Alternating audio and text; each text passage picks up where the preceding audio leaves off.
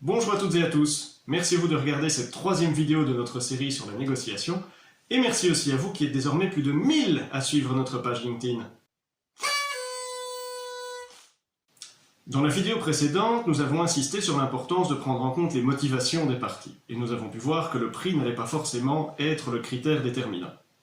Mais justement, quelles sont toutes les choses sur lesquelles la négociation va porter dans le cadre d'une transmission d'entreprise? Eh bien, réfléchissons-y ensemble. Je vous propose de mettre la vidéo en pause pendant 30 secondes ou 1 minute, de prendre une feuille de papier et de noter dessus tous les éléments qui, selon vous, vont faire l'objet d'une négociation lors de discussions autour d'une transmission d'entreprise. A tout de suite pour la correction. Les phylactères, virgule. Les phylactères, virgule. Ah, vous avez terminé? Passons à la correction. Il y a énormément d'éléments qui peuvent être négociés lors d'une transmission d'entreprise. La liste que nous allons faire ici est donc forcément non exhaustive.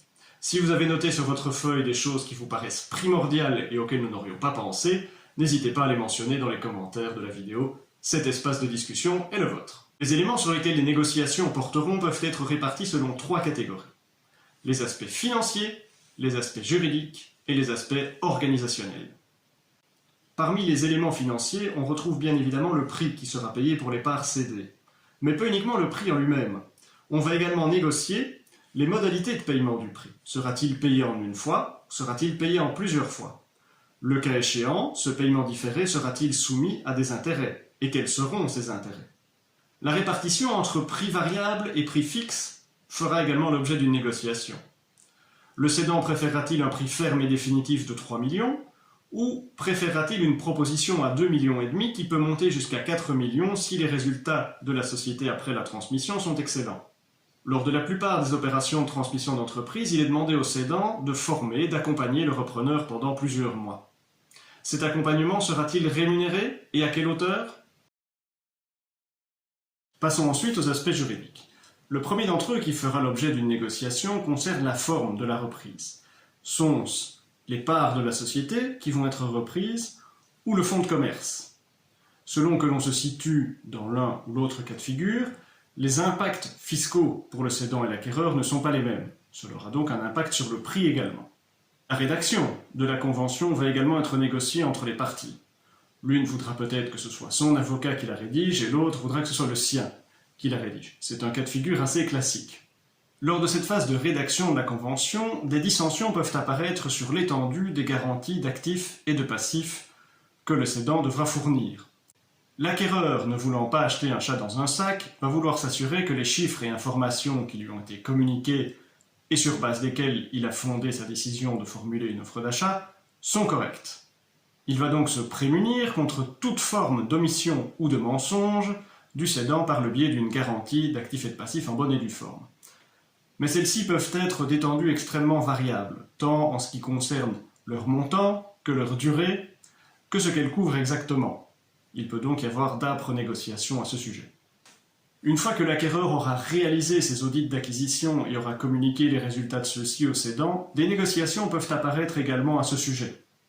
Il est fort probable que cédant et acquéreur n'aient pas la même interprétation du rapport du réviseur.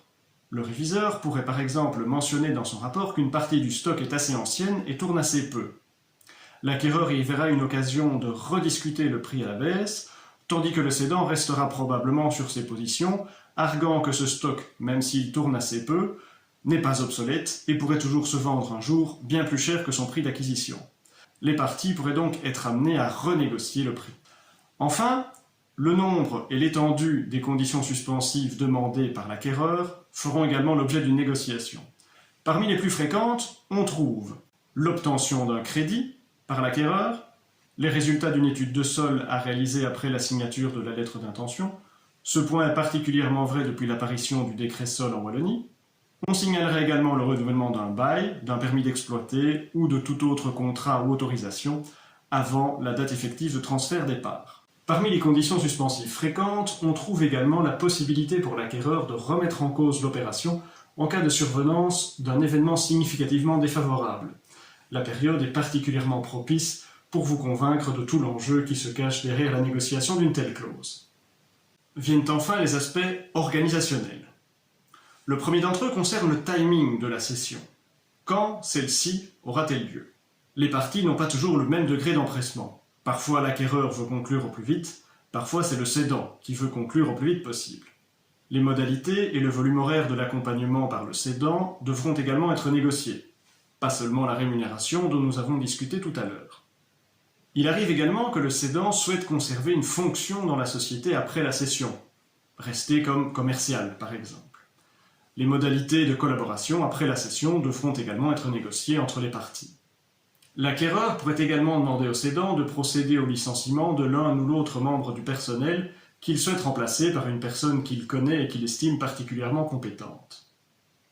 A l'inverse, il pourrait également demander au cédant de procéder à l'embauche d'une personne pour occuper un poste vacant, et ce, avant la clôture effective de l'opération.